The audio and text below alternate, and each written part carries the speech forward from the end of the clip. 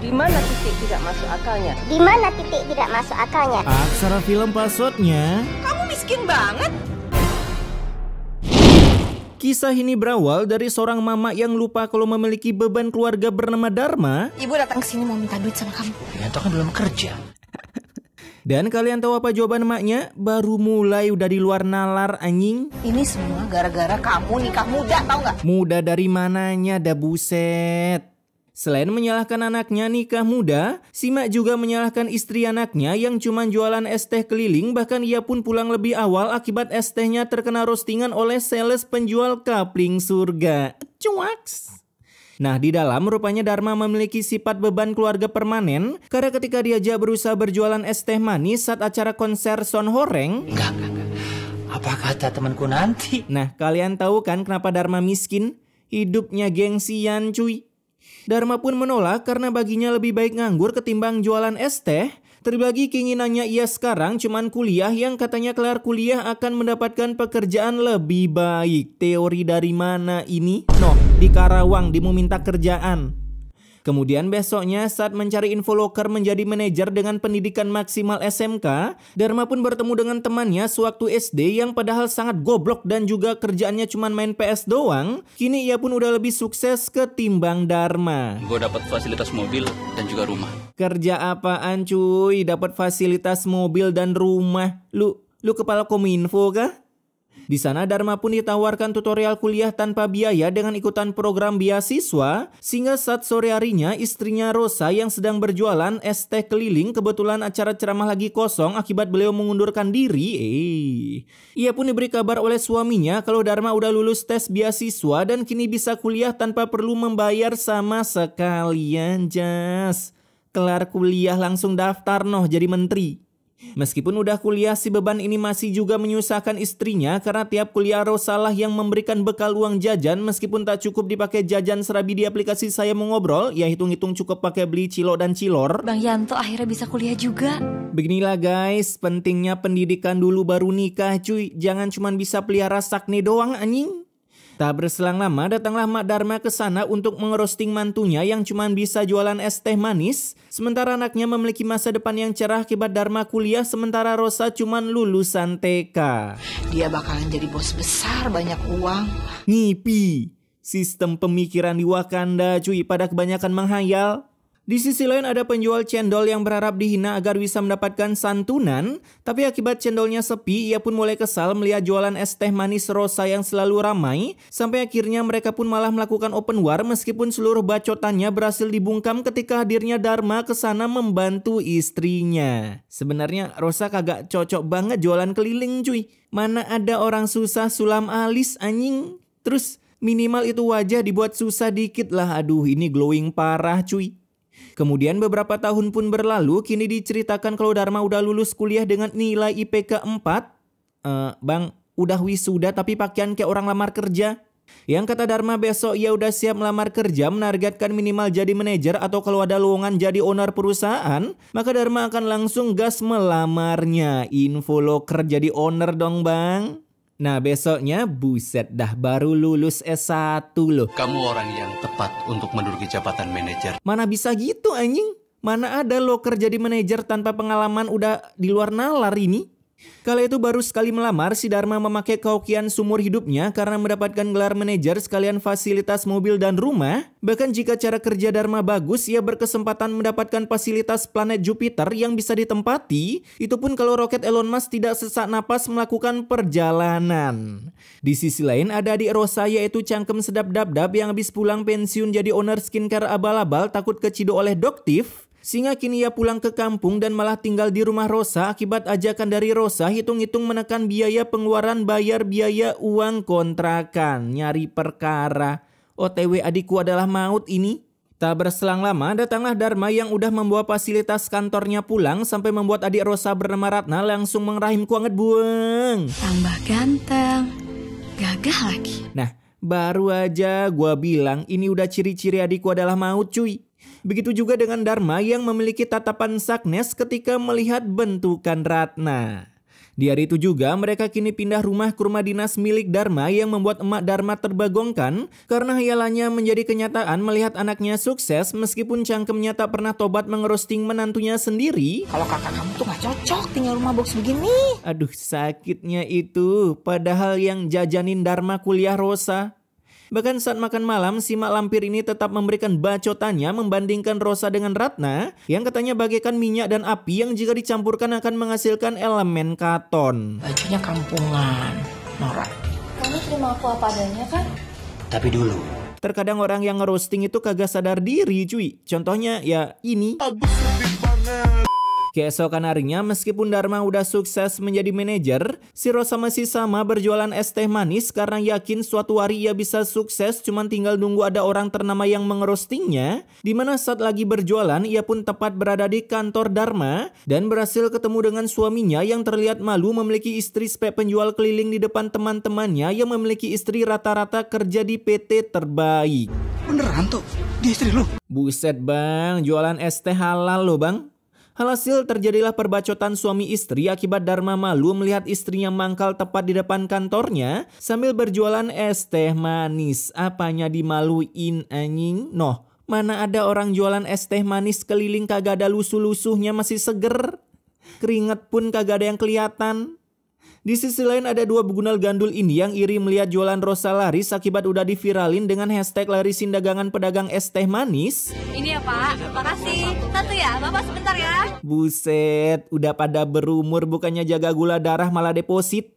Namun sayangnya baru aja senang es tehnya diburu oleh kaum Gen X. Saat pulang datanglah dua orang polisi yang tiba-tiba ingin menangkap Rosa karena katanya es teh Rosa menyebabkan para minion kampung terkena diare. Yang mengakibatkan warga mengalami diare. Baru tahu gua es teh bisa bikin diare. Dari dalam keluarlah para beban keluarga, si Lampir dan juga Ratna yang malu melihat tingkah Rosa sampai didatangin polisi. Apalagi mendengar para warga jadi keracunan karena es teh buatan Rosa. Yang padahal sebenarnya Rosa tak ada niatan membuat pembelinya mengalami diare, melainkan ingin membuat pembelinya menjadi seperti Agus dengan mengandalkan kemanisan dari es tehnya. Kena diabetes. Nah di jalan kita pun tahu siapa pelakunya terlihat dari seberapa puas dua begunal ini ketawa ketika melihat orang ditimpa masalah. Akhirnya rencana kita berhasil bang. Dimana saat dibawa ke masa lalu rupanya memang dua begunal ini yang bikin ulah dengan mencampurkan minuman es teh Rosa dengan... Aduh, gua denger aja jijik cuy. Air kali ini pasti bisa bikin semua orang yang minum jadi sakit perut. Buset, air kali. Gimana kagak diare ada campuran para warga. Sehingga akhirnya kini mereka udah tak ada saingan dalam dunia perkelilingan menjual minuman penyegar dahaga.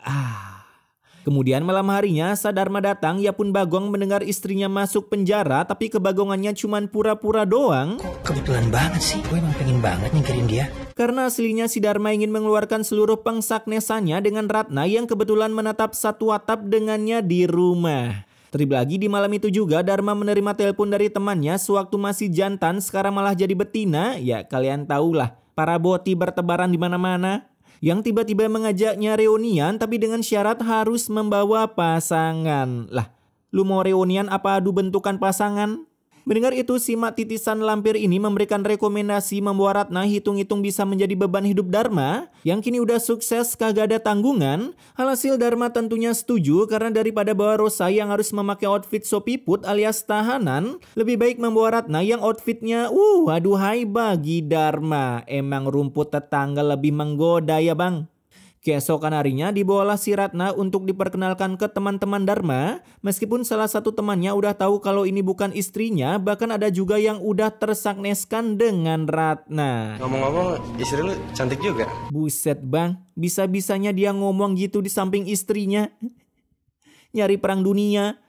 Setelah pulang dari acara yang kagak penting itu, kini timbullah hasrat untuk pengunboxingan secara sah karena si begunal Dharma ini ada niatan untuk mentalak Rosa yang lalu merubah status adiknya dari pengangguran menjadi ibu rumah tangga. Beginilah guys bahayanya mengundang orang lain dalam rumah tangga. Nah, beberapa hari pun berlalu, kini si Rosa pun udah bisa dibebaskan atas jaminan dari teman Dharma yang di awal film membantunya kuliah, panggil aja babang ini Theo. Namun ternyata setelah bebas, bukan full senyum yang diterima oleh Rosa, melainkan rasa sakit hati sampai ingin kembali ke penjara setelah mendengar kata-kata ini keluar dari congor adiknya sendiri. Jujur aku tuh suka sama kamu. Aduh, kakak ipar pun disikat.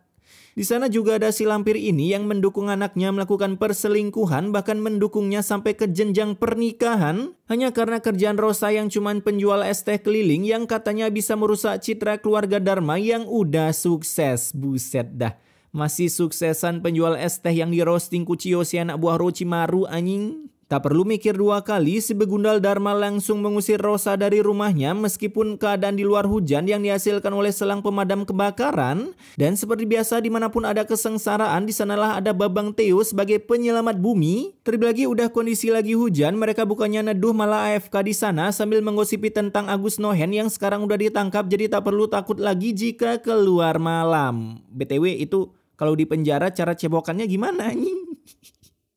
Setelah diusir, kini Rosa memutuskan ngontrak di sebuah rumah yang ukurannya cukup untuk manusia berkeluarga, bukannya nyari kos-kosan malah ngontrak. Yang kemudian 1 tahun pun berlalu, kini babang ini udah menjadi kabel casan yang sah dengan Ratna dan siap melakukan ruda paksa di malam hari, sedangkan di tempat Rosa ia masih sama berjualan es teh keliling yang kini ada rasanya, es teh rasa diabetes, kolesterol dan juga amandel. Meskipun hati sedikit ketar-ketir ketika melihat nama mantan suaminya sedang melangsungkan pernikahan dengan adiknya sendiri. Nggak apa-apa, udah ikhlasin aja. Rudal bekas kok direbutin.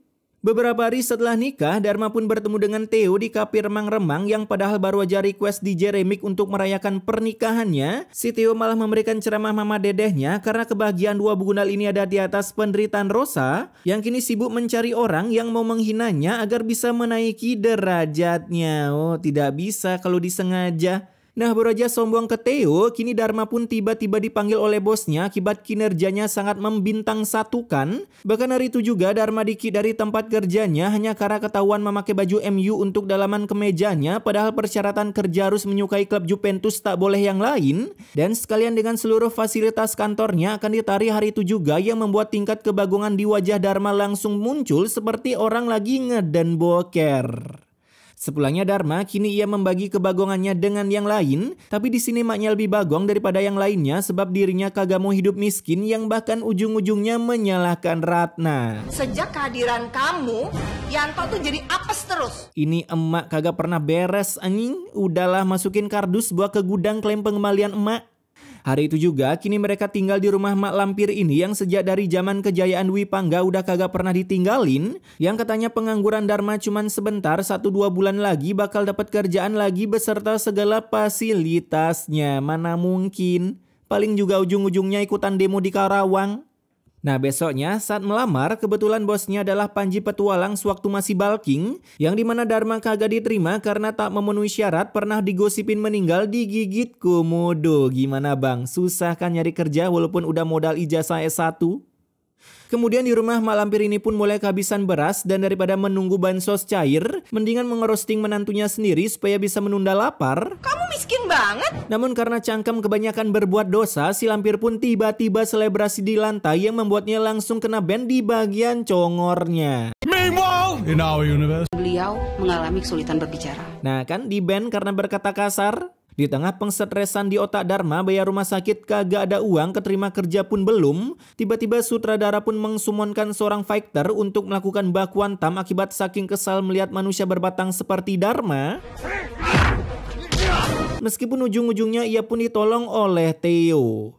Setelah ditolong, kini Theo pun memberikan sebuah surprise untuk Dharma kalau sebenarnya selama Dharma kuliah yang bayar kuliah bukan dari hasil beasiswa melainkan dari uang Rosa yang selama ini bayar bulanan ke Theo agar seolah-olah Dharma ini orangnya pintar jadi cocok mendapatkan beasiswa murid berprestasi. Buset bang, berlian lu buang malah ngambil batu kali.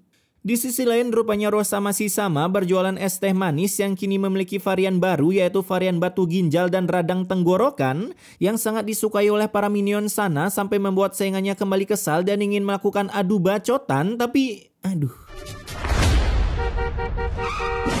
Ia pun tiba-tiba diserempet yang membuatnya harus dilarikan di rumah sakit meski kagak ada darahnya sama sekali. Tiba-tiba malah dikabarkan udah metong. Maaf, kami tidak bisa menyelamatkan pasien dalam. Alhamdulillah. Cuman diserempet dikit doang anjing bisa wasted.